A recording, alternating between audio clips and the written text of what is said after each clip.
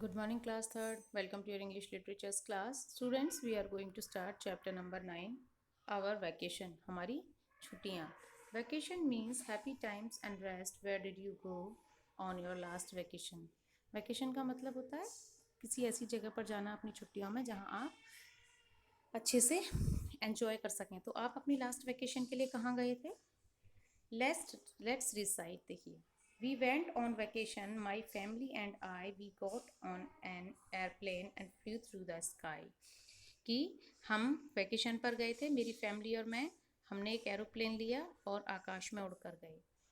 We got off the airplanes and boarded a bus that went to where taxis were waiting for us.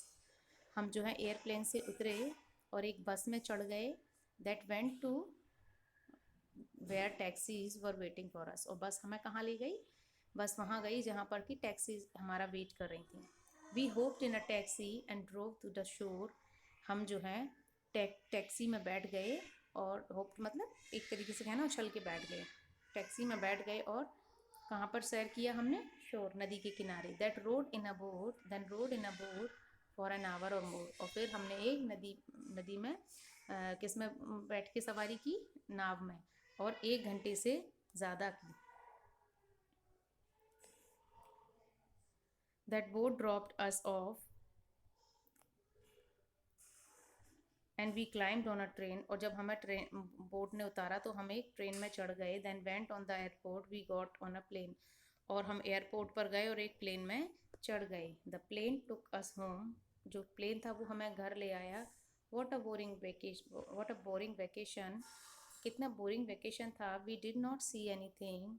हमने कुछ नहीं देखा. Just transportation. केवल transportation देखा. मतलब कि यहाँ पर ये बताया है कि जब वो किसी वेकेशन पर गए तो उन्होंने तरह तरह के व्हीकल्स में सवारी की. उसके अलावा उन्होंने कुछ नहीं देखा. ठीक है. तो इस पोएम को जो है आप अपनी कॉपी में भी लिखेंगे कलरफुल वे में और इसको पढ़ेंगे और इसका मीनिंग भी समझेंगे.